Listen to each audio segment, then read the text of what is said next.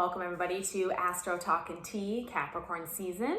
My name is Kelsey, the Astro Yogi, and happy winter solstice. Well, in the Northern Hemisphere, summer solstice in the Southern Hemisphere. Today is Wednesday, December 21st, and it is the first official day of Capricorn season. This year, Capricorn season will run from today until January 19th of 2022. So diving into the practices that we can all use to help us get more in sync with Capricorn energy, first we'll talk about yoga asana or yoga poses, postures. So Capricorn season is a really good time to bring some structure, groundedness, and stability to your yoga asana practice. So I think really paying attention to alignment within poses, paying attention to transitions between poses. If you've ever tried a style of yoga like Iyengar yoga, where they are very focused on the alignment of the body and using different props to get the body into specific alignment, etc., that is like a great embodiment of Capricorn type of yoga, if I had to say so. Also, anything that brings more of an energy of routine. So maybe practicing specific sun salutations or other sequences of poses that are kind of preset could be great. I also think it's a time just to dedicate yourself to a regular practice. So you might say to yourself, okay, looking at my schedule realistically, I can commit to getting on my mat 2 days a week, 3 days a week, whatever it might be. Capricorn season is all about setting achievable goals and then like really persevering to accomplish those goals. So I think we can apply that to certainly our yoga practice as well. If you are someone who works with stones or crystals, the crystal that I'm gonna suggest this month for these next several weeks is to work with Onyx. And the reason being is that Onyx can really help us in being dedicated towards reaching our goals. Onyx can also help give us more self-confidence in relation to that. And then also, Onyx can help us stick to our responsibilities because Capricorn season is very much about duty and diligence, perseverance, responsibility. Capricorn energy really embodies those things. So how can we complete our responsibilities and live up to our responsibilities with a little bit more ease and a little bit more grace. And I think carrying some Onyx with you or working with that can help if you might be struggling in that particular sense. When we look at herbs that we can work with this season, there's two that I'm going to suggest. The first one is the herb comfrey. And comfrey is really helpful if you need help kind of grounding yourself and your desires so that you can work toward manifesting them out in the world. And then comfrey is also good for helping us to see how all the different parts of something can come together to form the big picture. It's kind of like how do all the puzzle pieces fit into place to help us see the bigger idea or the bigger picture of something. So if you need help embodying more Capricorn vibes, comfrey can be a good one to work with. Now on the flip side, if you personally have a large dose of Capricorn energy in your chart, or you feel like you're very deep in the Capricorn and almost like it's too rigid, too serious, too heavy, then we can look to the herb lobelia, which can help us to lighten things up, help us to have a better energy of playfulness, to take a deeper breath, to take a step back, to not take things quite so seriously. So lobelia could be good for that. Now, the thing I'll say about both those herbs is that I don't really recommend ingesting those herbs if you don't know what you're doing or you're not working under the guidance of a practitioner, because both of those herbs can have some serious contraindications. So, but there's other ways to work with herbs besides just, eating them or drinking them as a tea. You can, if you have pieces of the dried herb, you can do a meditation holding the herb. If you have those plants available to you somehow, you can work with those. I have a great herbal tarot deck I think it's by Michael Tierra and Candace Canton might be her last name, the herbal tarot deck. And so each tarot card corresponds with a specific herb, and it's like an amazing deck, great imagery. You could do meditations with cards like that if you have those available to you. So there's lots of ways to work with the herbs in addition to just ingesting them. Now, when we think about like what is the whole embodiment of Capricorn season, there is a lot going on over these next 4 weeks. Like it's very astrologically potent, I would say. So just going in chronological order from the calendar, I'm going to talk about what we're going to encounter here. First, I'm going to talk about Venus retrograde. So technically this started during Sagittarius season, but it was right at the very end. So I wanted to address it here, especially because Venus is doing its retrograde in the sign of Capricorn. So really kind of doubling down on those vibes. Now, you might be familiar with the idea that a retrograde is a time to pause and reflect, review, reevaluate, reassess.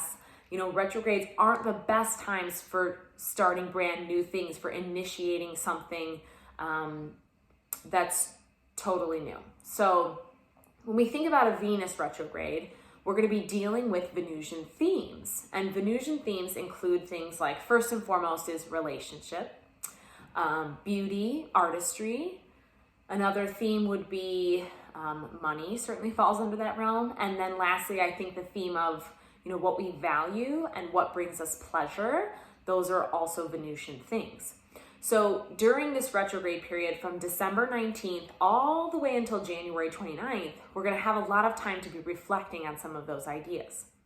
Now, in my experience, I would say that the Venus retrograde for a lot of people tends to be about old relationships coming back up. Now, it might be just that you're doing some reflection in your mind on an old relationship. It might actually be literally that a person from the past reaches out, or maybe you reach out to someone from the past. Like you might feel an impetus to do that during this time.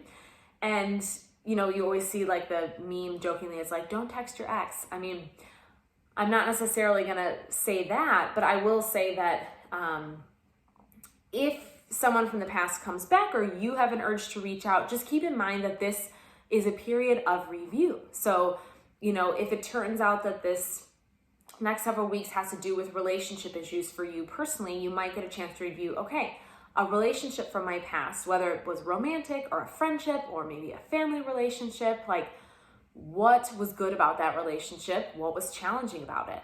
What did I learn about myself in that experience of that relationship? What are the ways that I grew in that relationship? And I also think Venus retrograde, and because Venus and Pluto are going to be close together in the sky for certain parts of this retrograde, I really think we get a chance to look at the deeper patterns within ourselves. So relationships are always a mirror, right? Kind of reflecting back to us our patterns of behavior, our patterns of wounding, our karma, our patterns of how we react to things. So this will be a really nice time to reflect on things from the past in terms of how did we play a role in those? And are we still seeing those patterns in our life? Have we grown through those patterns? Is there still work that we need to do in those areas, perhaps? So the retrograde, I think, will be an interesting time for us all to be reflecting on that. The next thing that happens is Thursday, December 23rd. We're going to see a shift in the nodal axis. So for the last 18 months, the North Node has been in Gemini, the South Node has been in Sagittarius. Now on the 23rd, they're shifting so that the North Node will now be in Taurus, South Node will now be in Scorpio, and that's going to be for the next 18 months. So from now until July of 2023 at some point. There's a lot to say about that, so I'm going to do like a whole separate video on that. We won't go into those themes right now, but just know that shift is happening on the 23rd. Now, the 23rd is also, I'm interested that I think it's going to be kind of an intense day in some ways, because the December 23rd is also the last exact square, remember square meaning 90-degree angle, between Saturn and Uranus. Those two planets have been dancing around this square all year during 2021, and we have absolutely been seeing those themes play out externally on the world stage. So when we think about a square, it's basically like tension between the energies of two planets. Saturn being the planet that is about duty, responsibility, stability, groundedness, pragmatism, tradition, the way, you know, things have always been done. It can be about limitation and restriction and learning lessons. You know, all of those are Saturn themes. Whereas Uranus themes are very much about, freedom and eccentricity, being fully oneself. It's about stimulation and surprise and being open to flowing with life. It can be about disruption, shaking us out of a rut. It's revolutionary. It is, out of the norm, so to speak. So you can see where those two energies are, certainly can have some tension between them. There are some ways in which they can complement and work well together, but they can also be at odds or have some tension. So I think when you take a look at what's been going on in the world over the last year, this past calendar year, certainly I think you could probably see evidence of those two themes coming head to head with one another. But I think, most of us aren't going to be able to influence world events. What we have control over is what's going on in our own personal lives, our own sphere. So I think the best way to work with the tension between Saturn and Uranus is to look at it in our own lives. How can we honor, acknowledge, and make space for both of these energies to exist at the same time? Okay, so how can we live up to our duties and responsibilities and live with integrity while at the same time making sure that we can be the fullest expression of our unique individual selves and feel that we have freedom?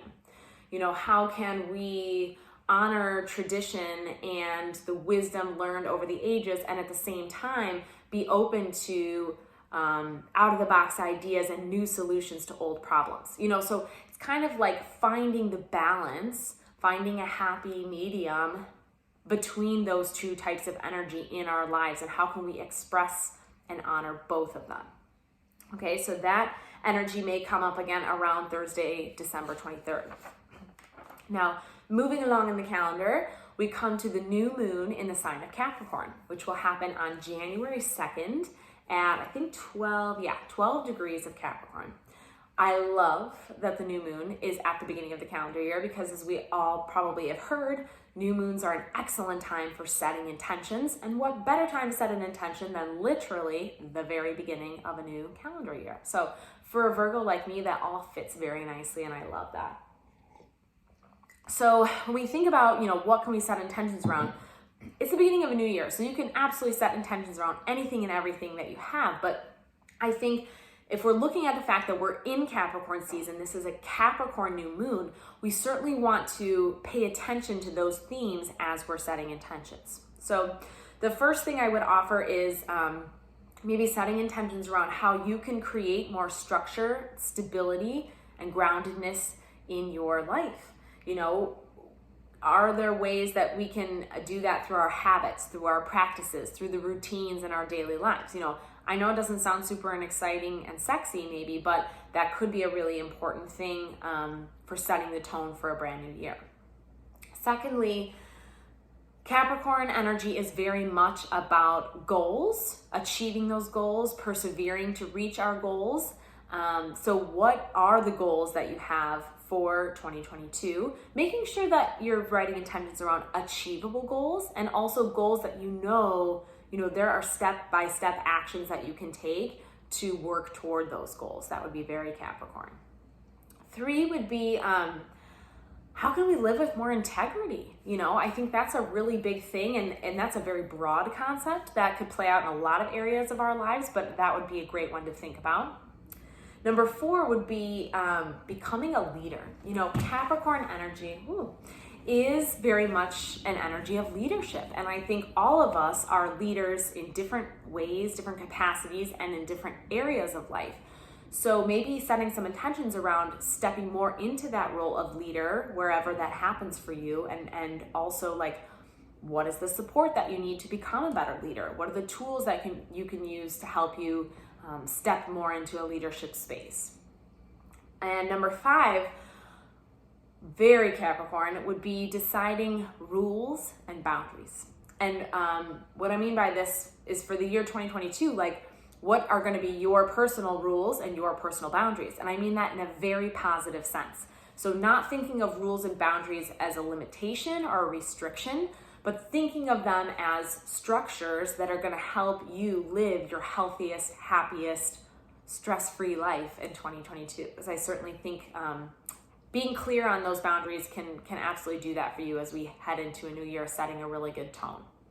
And then on the day of this new moon, when the sun and moon are together in Capricorn, we're going to have Uranus giving a nice boost of energy to the moon, and also Mercury will have just moved into the sign of Aquarius on that day, January 2nd as well. So I think we're going to get some really nice impulses of new energy, exciting, stimulating thoughts.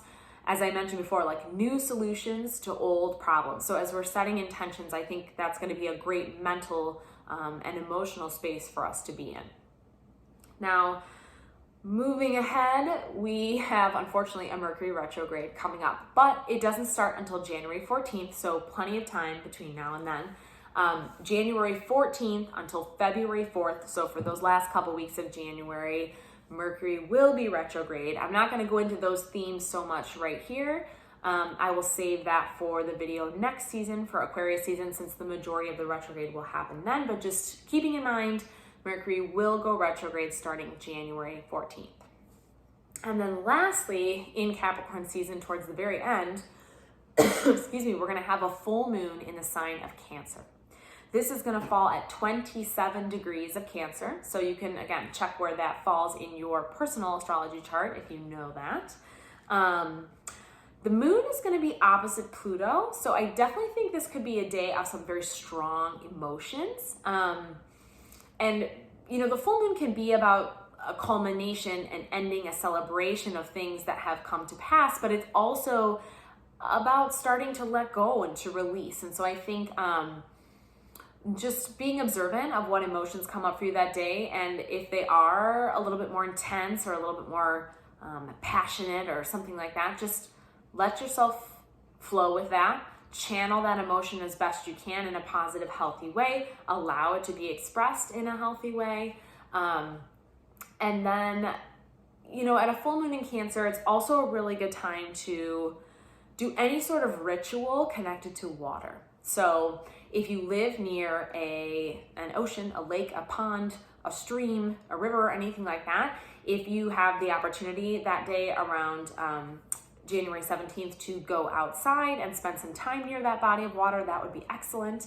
If that's not available to you, you can take a really nice bath. You know, I like to set the intention before I get in the bath, like literally say out loud, like as I get into this bath, this is what I want to happen. You can use some bath salts that can help you to detox energetically and emotionally. If a bath isn't available to you, you could do the same thing with a shower, just being very intentional about getting in that shower and using the water to cleanse and release and let things go.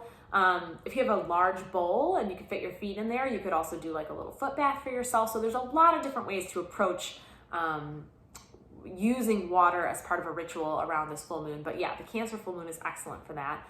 Also, you know, Cancer is such a deeply emotional but also intuitive sign. Like Cancer energy is so good at tapping into the energy and emotions all around them. And at this full moon, we also have a really nice angle from the planet Neptune, which is going to help us, I think, tap a little bit deeper into ourselves to help us become more aligned in terms of our intuition, our emotion, our energy, kind of balancing all of those things. I think we definitely have the opportunity for that at this full moon as well. So kind of a jam-packed Capricorn season. I know that was kind of a quick overview of everything. As I said, I'll be sharing some videos upcoming for the nodal shift that's happening over the next 18 months, as well as talking about Mercury retrograde a little bit more in depth next month for the Aquarius video. But I wish you all happy solstice, happy holidays, happy new year, any and all the things that you might celebrate during this jam-packed Capricorn season. I hope it's a great one.